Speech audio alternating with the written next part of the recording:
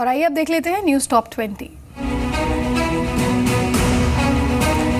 नोटबंदी के बाद बैंकों में आई सरप्लस लिक्विडिटी को मैनेज करने के लिए आरबीआई नया एमएसएस बॉन्ड जारी करेगा। आरबीआई ने 2016-2017 के लिए एमएसएस बॉन्ड की सीमा 30,000 करोड़ से बढ़ाकर 6 लाख करोड़ कर दी है, यानी सिस्टम से 6 लाख करोड़ आरबीआई खींच लेगा। नोटबंदी की वजह से बैंकिंग सिस्टम में 5 लाख करोड़ की सरप्लस लिक्विडिटी आई है। बैंक्स इस सरप्लस लिक्विडिटी से एमएसएस बॉन्ड खरीद सकेगा। बॉन्ड खरीदने से बैंकों को फायदा होगा क्योंकि उन्हें इस पर ब्याज मिलेगा, जबकि सीआरआर पर उन्हें कोई फायदा नहीं होता है। Economic affairs secretary Shaktikanta Das ने कहा कि एमएसएस बॉन्ड की सीमा 30,000 करोड़ से बढ़ाकर 6 लाख करोड़ किया जाना बैंकों के हित में है।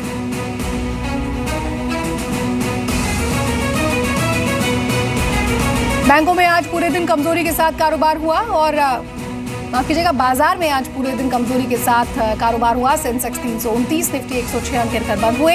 एमएसएस की खबर के बाद भी बैंकिंग शेयरों में कमजोरी रही। सरकारी और प्राइवेट सभी बैंकिंग शेयरों में कमजोरी रही। निफ्टी बैंक ऊपरी स्तरों से 225 अंक गिरकर बंद हुआ। इसके अलावा realty, metal, pharma, auto, IT और एफएमसीजी शेयरों में भी बिकवाली छाई रही।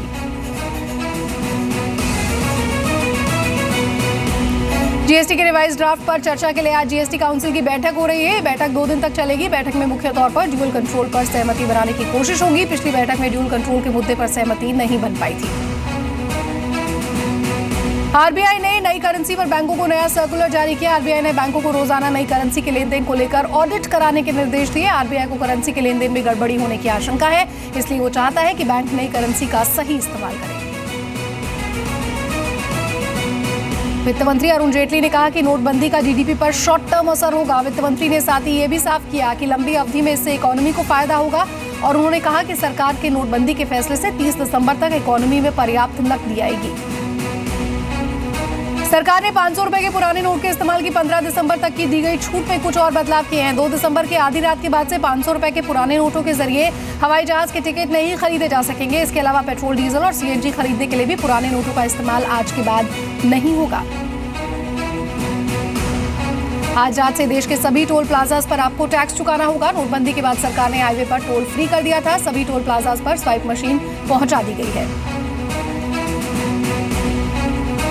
नवंबर महीने में बजाज ऑटो की बिक्री अनुमान से कम रही। नवंबर में बजाज ऑटो की कुल बिक्री 13% घटकर 2,70,000 यूनिट रही, जबकि नवंबर 2015 में बजाज ऑटो की बिक्री 3,09,000 यूनिट रही थी। कंपनी का एक्सपोर्ट भी 16% घटकर 1,15,000 यूनिट रहा। 10 महीने के निचले स्तर से सोने में रिकवरी आ गई है। एमसीएक्स पर सोने का भाव 300 रुपए से ज्यादा चढ़कर 28,250 रुपए प्रति 10 ग्राम पर पहुंच गया। चांदी का भाव भी 330 रुपए की तेजी के साथ 40,000 के पार पहुंच गया है। जानकारों का कहना है कि प्रमुख मुद्राओं के मुकाबले डॉलर में नरमी से सोने में तेजी देखने को मिली है। क्रूड कीमतों में मुनाफा वसूली से कीमतों में गिरावट आ गई है। एमसीएक्स पर क्रूड में करीब 1% की गिरावट आई। वहीं नाइमैक्स पर डब्ल्यूटीआई क्रूड का भाव 1% $51 बैरल के नीचे पहुंच गया, जबकि ब्रेंट क्रूड का भाव $53.50 बैरल के करीब पहुंच गया है। दिसंबर का महीना शुरू होते ही ऑटो कंपनियों ने कारों की खरीद पर डिस्काउंट देना शुरू कर दिया। डिस्काउंट की शुरुआत मारुति ने की। मारुति ने अपनी सभी गाड़ियों के दाम 10,000 से 50,000 रुपए तक घटा दिए हैं। मारुति ने सियाज के दाम 20,000 रुपए, स्विफ्ट के 18,000 और डिजायर के 25,000 रुपए तक घटाए हैं। कोलकाता सचिवालय के बाहर सेना की तैनाती को लेकर ममता सरकार का झूठ बेनकाब हो गया। ममता बनर्जी के इन दावों की सेना के उन दस्तावेजों ने हवा निकाल दी।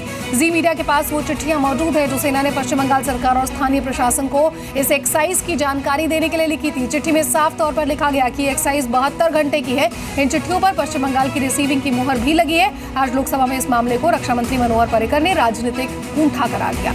इससे पहले संसद ने आज नोटबंदी और पश्चिम बंगाल में सेना की तैनाती का मुद्दा उठा। टीएमसी ने सेना के अभ्यास के लिए राज्य सरकार को जानकारी नहीं देने का आरोप लगाया और इसे विपक्ष की आवाज दबाने की कोशिश करार दिया। विपक्ष के हंगामे की वजह से लोकसभा की कार्यवाही सोमवार तक के लिए स्थगित हो गई है।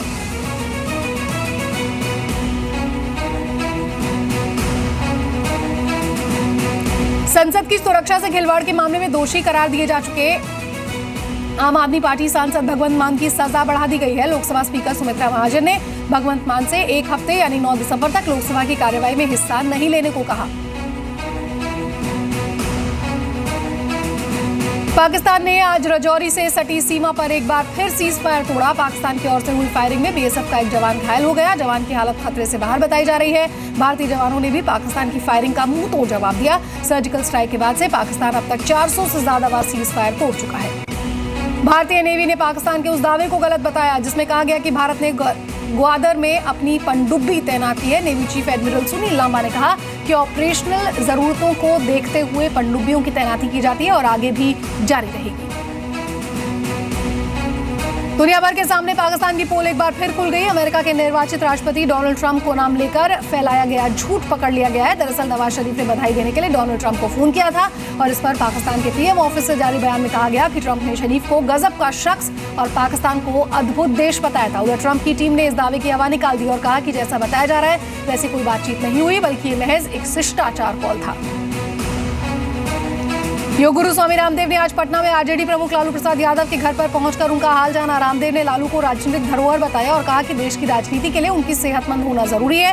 रामदेव ने साफ किया कि वो पतंजलि के एक कार्यक्रम में शामिल होने पटना पहुंचे थे। ऐसे में उनकी यात्रा का राजनीतिक मकसद ना निकाला जाए।